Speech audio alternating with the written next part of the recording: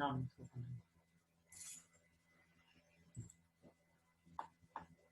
खंडा थियो मु जान्ने देखो sir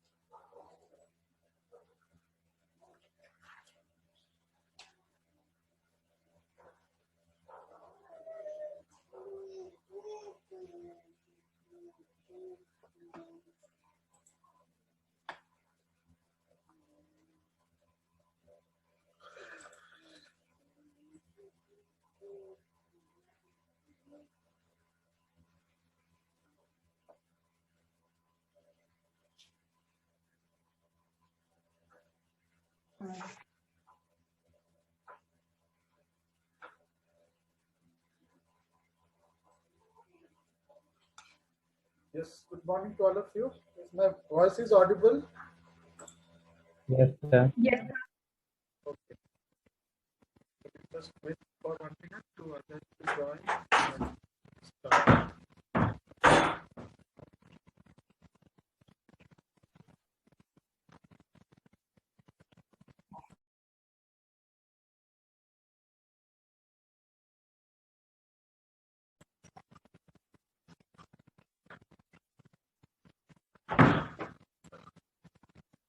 So what we are discussing yesterday class, कल क्या discuss कर रहे थे? So everyone clear with the concept of process, different state of process? Yes?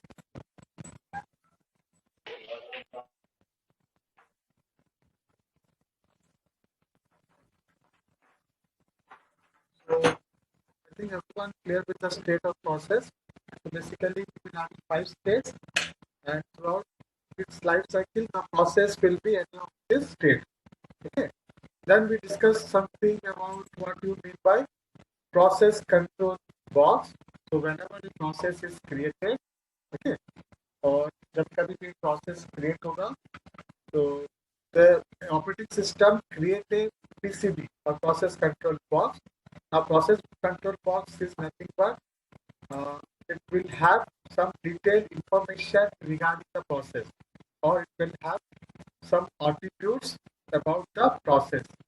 Okay? And some of the important attributes we have discussed, like what you mean by process ID, then what you mean by program counter, then what you mean by accounting information or memory information or memory limit.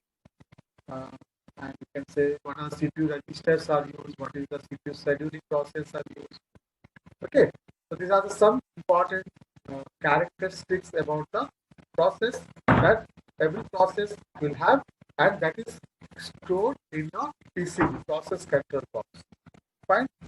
Then we have discussed something about how the context switching.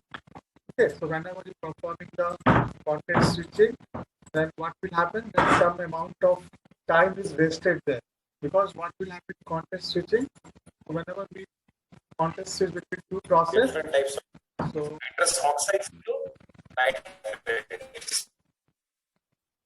fine. So whenever you perform the context switching, then there is some time is wasted, as we have to store the particular state of the process or particular time of the process where actually it is executed. then we have to reload a new process. Okay, so this is a problem in the context switching, right? So let us continue our discussion. So further about the process concept relevant to operating system. So today we will start with the different process scheduling queue. Okay, so as I already said in a process state diagram, there are basically three types of queue that we are using. Okay, so basically queue are used to store the process which is present or ready to execute or waiting for some input output devices. So basically we are using three types of queue. Okay, so the first queue is called your job queue. Okay, so in a job queue, what basically we store all the process that are in system. Okay, that means whatever process that are created in a system are stored in the job queue. Okay, so basically job queue is associated with a state called new. Okay, so in a state called new state में होता है job queue. So I will have a job queue here. So what the job queue is going to store? All your process that are created. That means all your program. I can say program that are created. Or the job queue basically resides in your secondary memory. In the secondary memory of a job queue, where all your program is created. Whenever the program is created or stored in a job queue. Okay, now second type of queue is called ready queue.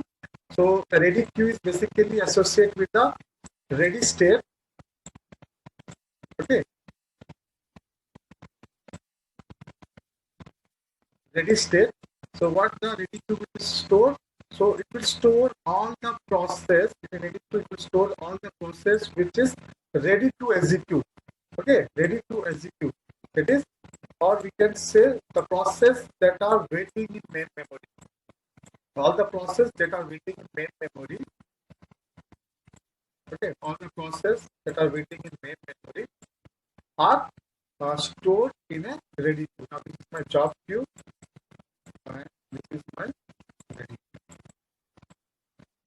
ठीक है, जो भी process आपका it's ready for execute, okay, or which are residing in a main memory are stored in a ready queue, or basically the process are ready to execute. Then there is one more queue which is called device queue. So device queue is mainly associated with your block state, okay, or waiting state. Waiting state के साथ associated होता है. Now what process will be stored here? The process which are waiting for input output event or any other event. Okay, so this is called device queue. Fine. So these are the main basic queues that are we will going to use in our process scheduling or throughout this process life cycle. And one more thing, throughout the process creation to deletion or entire life cycle, the process will migrate from one queue to another queue, or the process will transform from one queue to another queue. If the process is ready to execute, it will transfer to the ready queue. When the process waits for input output event, it will transfer to the device queue. Once it is finished with input output event, again it transfer to the ready queue. Okay. So throughout the life cycle of the process will be migrated, or I can say transmitted from one queue to the another queue. Clear? It is clear what are different types of queue we are having? Yes, sir. So sometimes they may ask, okay, for short type of questions. So what are the different types of queue that we are having? So okay, so it's clear. So we will move to the next part.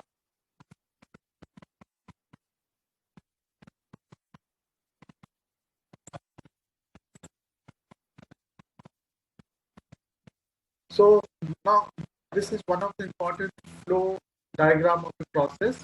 Okay, so, or you can say what activity happening to the process once it is in a once it is finished its CPU task, okay, or CPU time. So let us consider this diagram and try to analyze. So suppose the process is created, okay, the process is created. That means the process is placed in a ready queue. Suppose this is process P1, which is ready to execute. Okay, now assume that the CPU is ideal now. Ideal means CPU is not performing any task. So we know that if the CPU is ideal and if some process is waiting in my ready queue, so what I have to do? I have to assign that process to CPU. Clear? So when the process is assigned, if the CPU is ideal, okay, when the CPU is ideal and some process is waiting in a ready queue, then we have to assign that process to the CPU. Now, how this? If there is only one process in my ready queue, then there is a no conflict. लेकिन अगर एक ही process है, एक ही process है, तो वहाँ पर conflict नहीं होगा. एक ही प्रोसेस है, उसको assign कर दो. Now, suppose if there is a more than one process, suppose there is a more than one process, suppose P1, P2, and P3 are in my ready queue. Then how we can decide which process should be allocated to the CPU? Okay, now the questions come. How we can decide? How can we decide? इनमें से तीनों में से कौन सा process को हम CPU में allocate करेंगे? Now the role of CPU scheduling comes here. ठीक है? क्या बोलते हैं? CPU scheduling algorithm. Now we will use CPU scheduling algorithm. Okay, we will use some CPU scheduling algorithm. So why the CPU scheduling algorithms are used? So it is basically used if there is more than one process in a main memory, then it will decide, CPU scheduling algorithm will decide which process should be allocated to memory. Okay? Oh, sorry, allocated to CPU. Now I apply some of the CPU scheduling algorithm. Suppose process from the CPU scheduling algorithm, suppose I say process P1 is allocated. So what we have done? Now process P1 is allocated. Clear? Clear? If more than one process is there, I will apply some of scheduling algorithm. Now suppose from scheduling algorithm, we have chosen process P1. So since the CPU is ideal, I will assign P1. Okay? Now the question comes, suppose the P1 is finishes its CPU time. Okay, and again I am saying every process will have two time burst. ठीक है, एक आपका CPU burst बोलते हैं and your input output burst बोलते हैं. ठीक है, so what is CPU burst? CPU burst means amount of time spent in CPU, and input output burst is amount of time spent in input output. Now question comes, if once the CPU burst is completed or once the process completes its CPU time, okay, then there may be a 4 cases can be happen. Okay, I can say 4 possibilities are there. Once the process finishes its CPU time, there can be 4 possibilities. Okay, so there are 4 possibilities. So we'll discuss one by one what are the possibilities can be. So now first possibility is, suppose I will discuss with this one. Okay, first let us start. Now come back to first possibility. So what is the first possibility? Now the process P1 will complete its CPU time, but if it is required some input output event. Okay, what happened? Now if the process P1 completes its CPU time, but to complete the process, if it requires some input output event, so what we have to do? Now I will remove this process P1 from the CPU and place in a input output state, or I can say on in a waiting state. Oh, okay. So I will perform an input output request. So once I perform input output request, so I will place that process in waiting state, where the process is going to store in input output queue. It is nothing but a device queue. So we will store in a device queue. Okay, device queue, which is nothing but your input output queue. Fine. So once the process will complete its input output request, suppose the process has completed its input output event. Okay, input output event is completed. Now again the process is sent back to the ready queue. Okay, this is case number one. What is case number one? The process requires some input output request. So we perform input output request. Once it's performing input output request, it is placed in a input queue or device queue, which will be in your waiting state. Okay, so once the process finishes its input output task, now again it will send back to the what? Ready queue. Fine. So once it is sent back to the ready queue, again we will perform some scheduling algorithm on this process. Then again it will be allocated to the CPU based on the CPU idealization. Whenever the CPU is ideal, it is placed here. Fine. Fine. Now case number two. Now case number two says, suppose the process CPU time is 100 milliseconds. Now, if suppose time slice expire, whatever the time slice expire, now what we have performed, now what we have done here, now the CPU is time slice, means now every process can have maximum time of 20 milliseconds at a time. That means एक बार में CPU एक process को 20 millisecond time ही देगा, उससे ज़्यादा नहीं देगा. That is your time slice. Now what happened here? The process requires 100 milliseconds, but CPU कितना दे सकता है maximum? 20 दे सकता है. So when the time slice will expire, then what will happen? What will happen? The process will be directly shifted to the ready queue. It will no more goes to the waiting state. Okay, waiting state में नहीं जाएगा. ठीक है? Direct क्या होगा आपका? वो आपका running state से directly goes to the ready state. In which case, if the time slice expires, time slice means if the time assigned to the CPU is expired and the process CPU time is not completed, then the process is directly sent to the ready queue or ready state. This is the case number two. Okay. Now case number three, if there is a child process called. Okay. Now this is fork. Fork is a basic system call used to create a child process. Now what happened here? Now suppose this is my parent process. Now suppose this is executing in CPU. Now suppose to complete this parent process, I require some child process. So I call this child process. Okay. So whenever I call this child process, now this parent process should be removed from the CPU, because once the child process will complete, then only the parent process will perform its task. For example, if you take like the example of recursion, okay, or recursion, or better example, take swapping a two number. Suppose I want to swap a two number. Fine. So now I am having a main function, INT main. ठीक है, और उसके अंदर एक swap function. क्या है? Swap function. Fine. Now this is my parent function. Now this entire thing will be my parent function, and this swap function will be my child function. ठीक है. अब ये पूरा फंक्शन क्या हो गया? ये मेन फंक्शन जो है मेरा पैरेंट है, अब ये child function. Now what happened here? Now when I execute the parent function, ठीक है, जब यहाँ पर आएंगे स्वैप फंक्शन के पास, तब क्या होगा? Now main function will come out of CPU, because now to complete the main function I have to complete the child function. So I will wait for the completion of child function. So once the child function is completed, then only I can complete my parent function. So same case here. If some parent function called a child function, so if some parent P called a child function is created, so until this child function will execute, the parent function will not perform.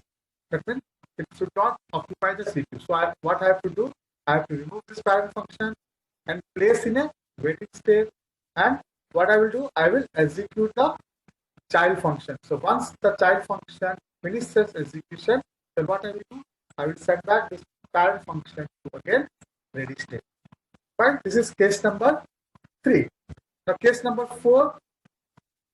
If there is some interrupt, Entrap, I already said, there are some signals, software signal generated by the system. So what happened in case of entrap? So entrap is basically generated if high priority process required to access the CPU.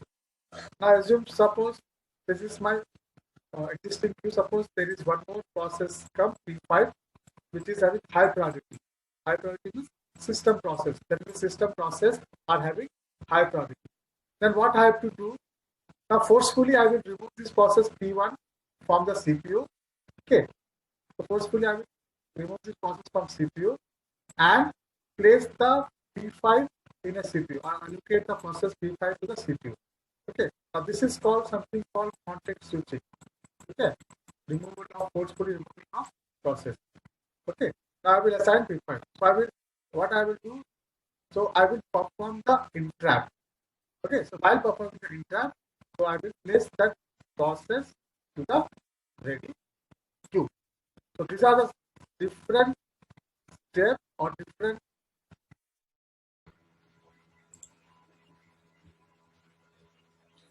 Yeah, sorry, some network issue.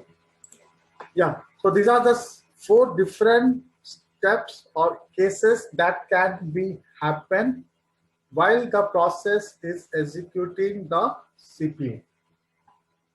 Okay, is it clear to all of you? Yes. Yes, sir. And this particular representation sometimes called queuing diagram.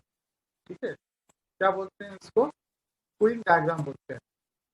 Q U E U E I N G queuing diagram बोलते हैं. I N G queuing diagram of process.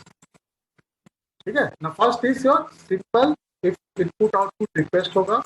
Second क्या था आपका time slice खत्म हो जाएगा. Time quantum जो assign होगा अगर वो खत्म हो गया तब क्या होगा. थर्ड क्या था, अगर कोई प्रोसेस एक चाइल्ड प्रोसेस को क्रिएट कर रहा है तब वो वेट करेगा कब तक, जब तक चाइल्ड प्रोसेस एग्जीक्यूट नहीं होगा. ठीक है. फोर्थ क्या था, अगर कोई इंट्रैप, अगर सब interrupt is performing then what can be happen. Fine. So this is called something queuing diagram. Okay, so if it is clear, so we will to the next topic, which is called scheduler. Okay, now we will discuss what you mean by scheduler.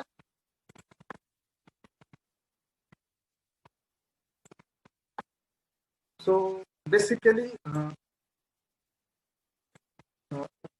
we are having 3 types of scheduler.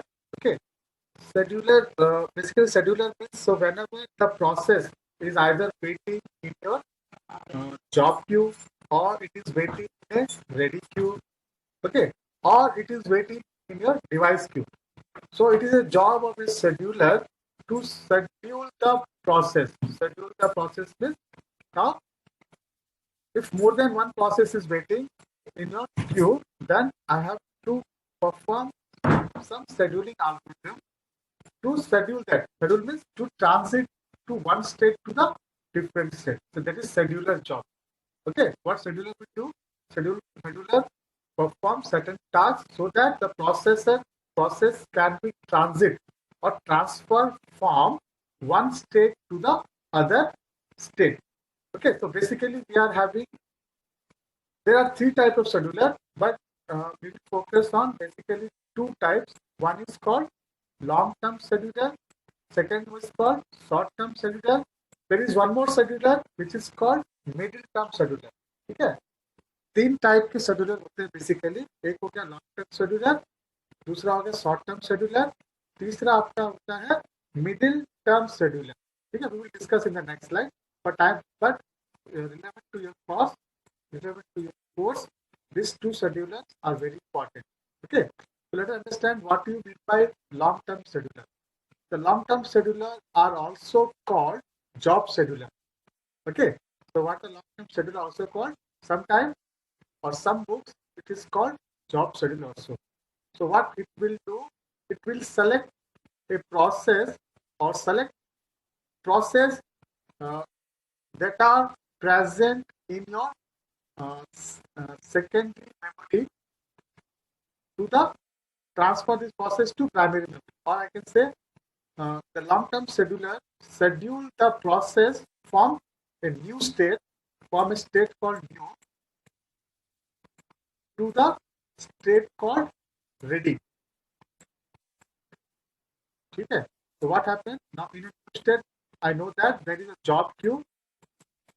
New state में क्या था, एक आपका job queue था और ready state में क्या था, आपका रेडी क्यू था. Fine. Now what the long term scheduler will do, long term scheduler will schedule, okay, long term scheduler will schedule the process which is waiting in your new, or the process which is waiting on secondary memory, that is transmitted to the what, transmitted to the ready state or main memory. Fine.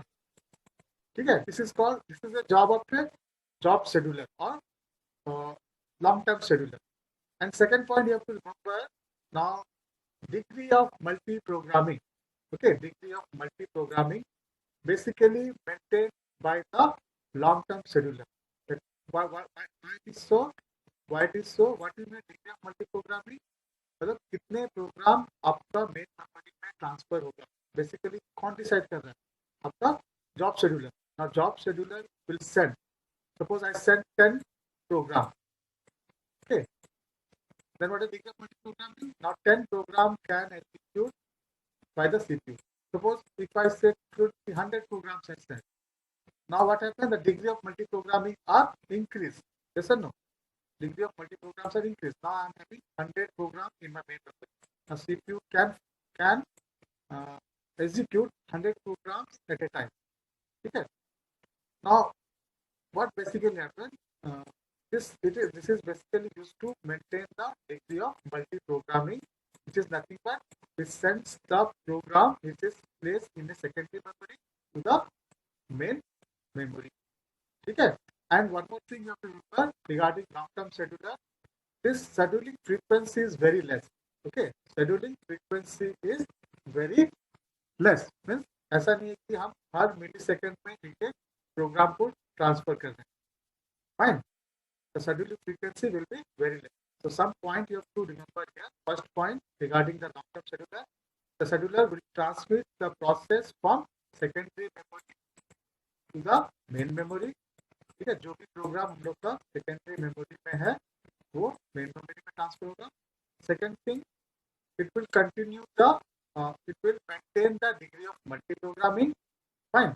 Third point, the frequency of this scheduling are very less. Okay, or time duration, we can say time duration of scheduling are very high. Okay, very high. Clear? So these 3 points you have to remember, and sometimes it is called job scheduler. Fine. Second type of scheduler is called short-term scheduler, or sometimes we call as a CPU scheduler. Okay, क्या बोलते हैं आप लोग? Long time, short time scheduler बोलते हैं, यहाँ पे CPU scheduler बोलते हैं. Now, what will happen? So, in this scheduling process, the process that are stored in ready state are transmitted to the running state. Right? जो भी process हम लोग के रेडी स्टेट में है वो रनिंग स्टेट में जाएंगे, या फिर the process will be transfer from main memory to CPU. Okay, so what does short-term scheduler or CPU scheduling will do? So CPU scheduling or short-term scheduling will perform transmission of process from main memory to CPU, or I can say ready state to running state. And second thing you have to remember about this, the frequency of transmission is very high. Okay, or time duration is very less. Now you can see the time duration here is seconds and minutes. Okay, in case of long-term scheduler, the time of transmitting of what the process is in terms of second and minute. But here you can see it is in terms of millisecond. Why it is in millisecond? Now this scheduler are responsible to achieve the task of multi-programming and multitasking. जो multi programming और multitasking हमने पढ़ा था सबसे पहले class में है कि नहीं. मल्टीटास्किंग, पहले क्लास में पढ़े थे ना, जो भी ऑपरेटिंग सिस्टम आज के डेट में मल्टी प्रोग्रामिंग एंड मल्टीटास्किंग है. Now the property of multitasking and multi programming are basically maintained by CPU scheduler only. ठीक है, because now the CPU scheduler will decide how frequently I can switch the process in between the CPU.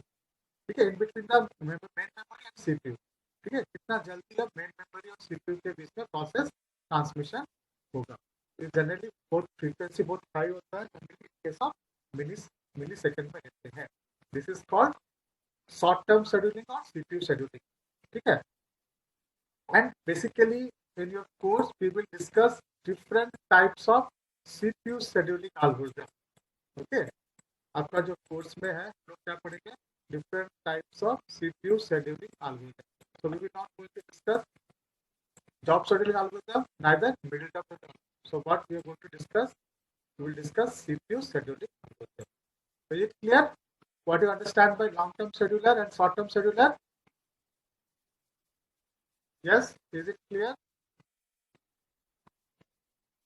Yes, sir. Clear? So many of times this question is asked, what is the difference between long term scheduler and short time scheduler?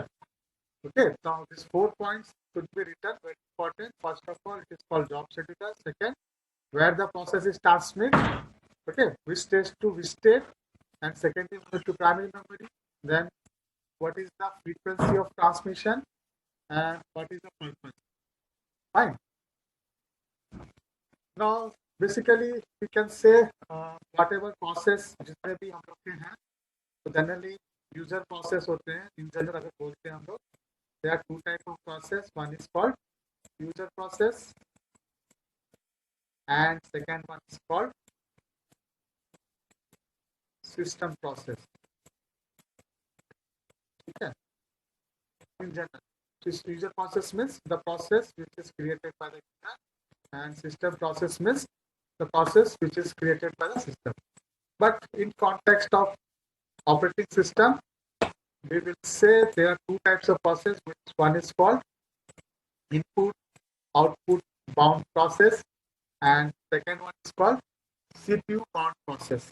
Okay, so very simple definition for both. So input output process are those process which is taking large amount of time or which spend more amount in input output tasks. So these are the process which will take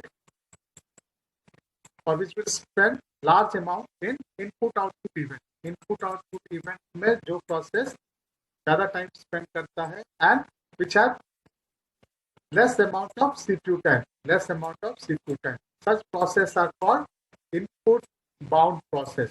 So as I already said, process will have two time. One is your CPU time. One is your input output time. So the process which are spending is large amount of time in input output event and less amount of time in CPU time, then this type of process are called input output bound process. Fine. Now CPU bound process, just reverse of this, the process which is spending large amount of time in CPU and less amount of time in input output event, then it is called CPU bound process. Fine. So these are the two types of process that we are having.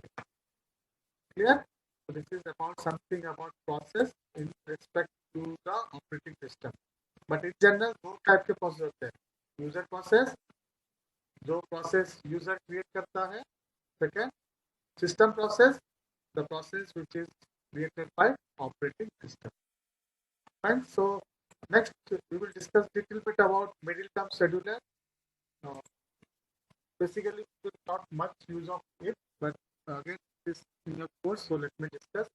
So middle term scheduler क्या होता है generally, जब कभी भी हम लोग software का context switch करते हैं, ठीक है, कॉन्टेक्स्ट स्विच मतलब now here we are performing context switching. Okay, so what will happen context switching, so whatever the process is there, we will remove this process, that is called swap out. Okay, and that process is called partially executed process. Now we have to save the state of that partially executed process. Okay. Now we will assign a new process that is reside in a ready queue to the CPU. Okay. And once this process is completed, I will swap into the ready queue. Okay. Now this is the concept of context switching, which already discussed. Now what happens? Sometime, or second case, what happens? Sometimes it can be have some input output event for function to the process may have to perform some input output event. Then what we have to do now to place in a ready queue. Okay. Now what happened? Now we having a device queue here. Okay. Now we are having a device queue. So here we are. So once the process is complete, either this switching time is completed, or its input output event time is completed. Okay. Now then we have to perform a scheduling. Now what happens? I have to transmit this process from waiting state to the ready state, or I have to transmit this process from CPU to the ready state. Okay. Okay. Now what happens? Now if there is a same case, if there is a more than one process deciding, then what we have to do again, we have to perform certain type of scheduling algorithm. Okay. Now in this type of scheduling are called middle term scheduling. Okay. Why it is middle term? Now it is middle term because the time taken, which is exactly in between the long term and short term scheduling. Fine. The frequency of transmitting this process, okay, the frequency of this transmitting process, it will be in between the long term and middle term scheduling. Okay, so we have to remember the middle term scheduling generally performed in two cases: whenever there is a context switching, or whenever there is an input output event. So what will happen? So whenever these two functions perform, it will perform the middle term scheduling.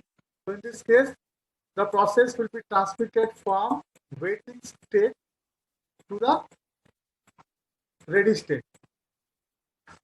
Right? And the frequency is not so high, not so frequent. Okay, that's the reason we are saying it is a middle term scheduler. Fine. So there, if the question comes, so what are the different types of scheduler? Then you have to explain. There are basically three types of scheduler. One is called job scheduler or long-term scheduler. Second is your short-term scheduler. Third is your middle-term scheduler.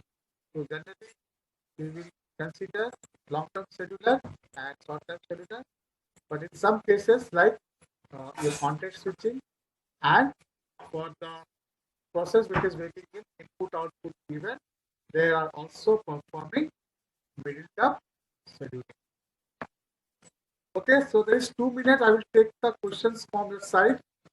So any doubt regarding till now? So whatever we discussed today, what do you mean by scheduler, or what do you mean by different types of queue? Then what is queuing diagram? Then what are the different scheduler? Yes? Any questions? No, sir. Okay, so for the attendance, just write your name and roll number in the chat box. Okay. And exactly now its time is 11:20. So there is 10 minutes break. Okay. At 11:30, we will meet again in same link. So we will continue our class with CPU scheduling algorithm, which is very important. Okay. So do join at 11:30 again. Clear? 11:30 में फिर से join करना है same link में, जहां हम लोग CPU scheduling algorithm पढ़ेंगे और शॉर्ट टर्म शेड्यूलिंग एल्गोरिथम के बारे में डिस्कस करेंगे. Clear? Okay. So do join at 11:30 in the